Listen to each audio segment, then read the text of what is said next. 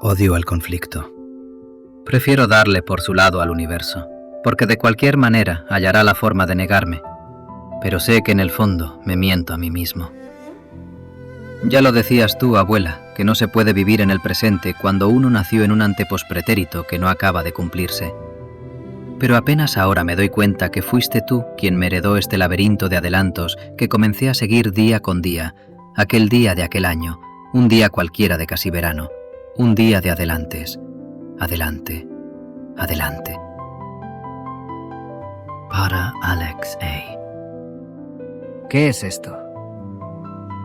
Es esto el camino, abuela.